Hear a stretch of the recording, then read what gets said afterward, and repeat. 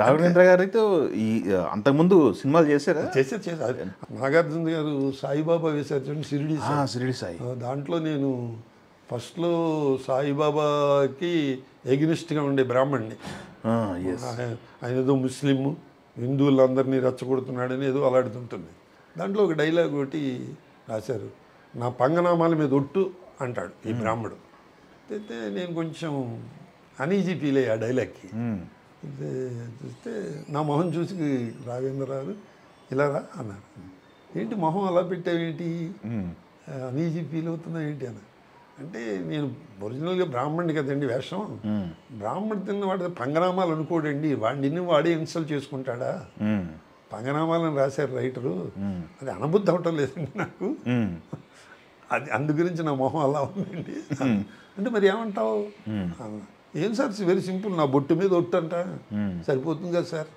నన్ను నేను కించపరుచుకోవడానికి ఇంకో జాతి వాడు బ్రాహ్మణ్ని ఇన్సల్ట్ చేసాడు, పంగనామాలాడు అంటాడు.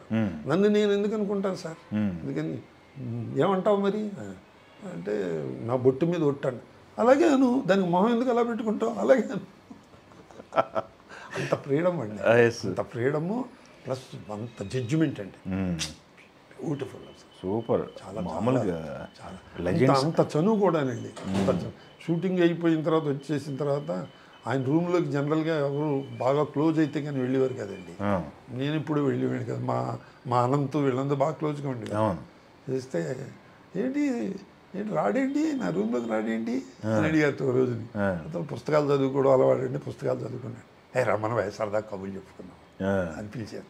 వెళ్ళి కాసేపు కూర్చొని కబుర్లు చెప్పు. అంత అసలు ఆ ఫ్రీడమ్ అక్కడ ఆ ఇంటిమసీ క్రియేట్ చేస్తారు సార్. ఆ డిస్టెన్స్ మెయింటైన్ చేయరు. డిస్టెన్స్ మెయింటైన్ చేస్తే పాత్రలు కూడా డిస్టెన్స్ చాలా బితుకుమంటూ చేయడం అంత ఓపెన్ అవుతుంది. బాపు గారి దగ్గర పిక్చర్ చేశానండి. బాపు గారి దగ్గర కూడా చాలా భయంగా ఉండేది, ఆయన ఎక్కువ మాట్లాడేవారు కాదు. పిక్చర్ ఇది మిస్టర్ పెళ్ళంలో అండి బోర్డ్ ఆఫ్ డైరెక్టర్స్ మీటింగ్ జరుగుతూ ఉంటుంది. దాంట్లో నేను పెద్ద సేల్స్ ఎగ్జిక్యూటివ్ బొంబాయి నుంచి పిలుస్తారు. ఆ స్కీమ్ ఈ స్కీమ్ టూట్ అంటే పెద్ద లెక్చర్ ఇస్తే ఆమెని హీరోయిన్ చేసి ఆయన చెప్పిన ప్రపోజల్ బాగానే ఉంది, ₹1 కోడి పిల్లలకి ₹2 పంది పిల్లని దిష్టి తీసినట్టుంది. పక్క నవ్వేది కదా. అయితే నాకు అప్పుడు థాట్ వచ్చింది. అంతకుముందు బోర్డ్ ఆఫ్ డైరెక్టర్ మీటింగ్లో ఆయన ఎండి గారు వచ్చి 6th చైర్ దగ్గర వాటర్ గ్లాస్ మీద మూత లేదు, సరిగ్గా మూత పెట్టండి అని తిడతాడు ఆ ప్యూన్ని. ఆ ప్యూన్ వచ్చి మూత పెడతాడు. ఆ 6th చైర్ నాది. ఓకే. ఇస్తే నేను బాపు గారి దగ్గరికి వెళ్ళి ఇలా నుంచున్నాను, చెప్పడానికి భయం.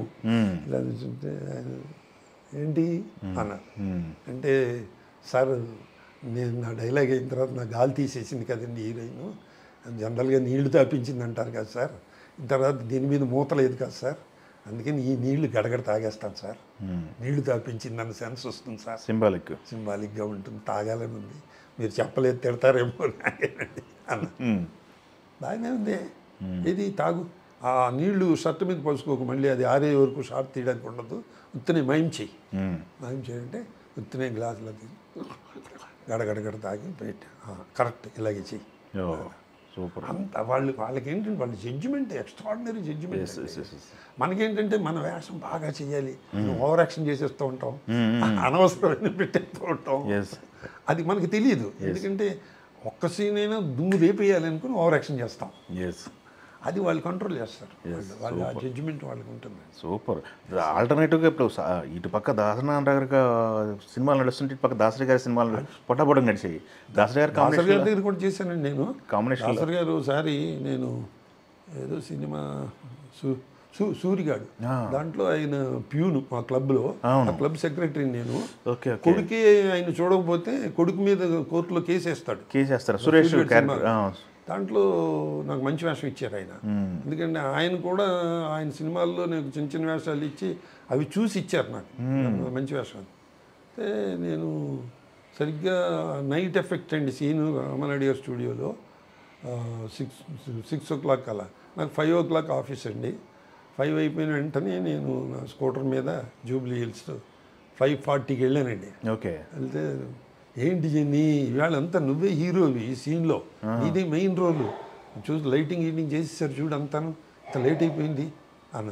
సార్ ఆఫీస్ 7:05 అయిందండి, అక్కడి నుంచి స్పీడ్గా స్కూటర్ మీద వచ్చానండి, ఇది 10 నిమిషాల్లో రెడీ అయిపోతాను సార్ అన్న. 10 నిమిషాలా అన్నారు. లేదు సార్ 9 నిమిషాల్లో రెడీ అయిపోతానండి. భలే వాడినే, అందుకని నీకు వేషం ఇచ్చాను, ఏం కంగారు లేదు, ఒక గంట పోయిన తర్వాత వస్తుంది నీ వేషం, తిమితంగా టిఫిన్ తిని కాఫీ తాగి కూర్చో. అంత సౌహృదయం కూడా అండి, అంత గ్రేట్ పీపుల్ అండి వాళ్ళు. విశ్వనాథ్ గారు అయితే ఒకసారి పిక్చర్ త్రివేంద్రం వెళ్ళేవాడు మేము షూటింగ్కి. నేను దాంట్లో నాకు 3 కొడుకులు, 3 కొడుకులకి బట్టతల. వైజాగ్ ప్రసాద్, గుండు సుదర్శనం, తర్వాత అశోక్ కుమార్ అని నారదుడు, వీళ్ళు 3 నా కొడుకులు. ఓకే, బట్టతలు కాదు, నా మనవాళ్ళకి కూడా బట్టతలే. నేను వైద్యం చేస్తూ ఉంటాను, ఆయుర్వేద వైద్యుడిని. ట్రాక్ అదండి.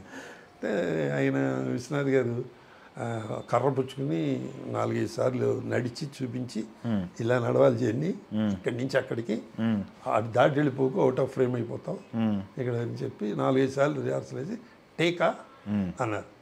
సార్ మీరు 4 రిహార్సల్ చేశారు సార్, నేను ఒక్కడు కూడా చేయలేదు అన్న. ఓ మర్చిపోయినయ్యా, నువ్వు కదా యాక్టర్, చేయి ఓ రిహార్సల్ చేయి.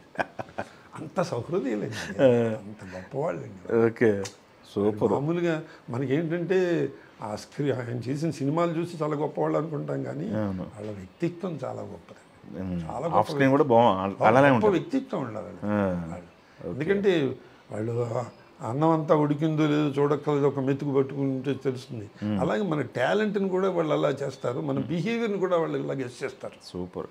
వీడిని దగ్గరికి రానివ్వచ్చా, వీడికి వేషం ఇవ్వచ్చా ఇవ్వకూడదా, వీడి దగ్గరికి రానివ్వచ్చా అని కూడా గెస్ చేస్తారు. అది చాలా గొప్ప జడ్జిమెంట్. నా అదృష్టం అండి సార్, అంత పెద్ద గొప్ప వాళ్ళతో వర్క్ చేశాను.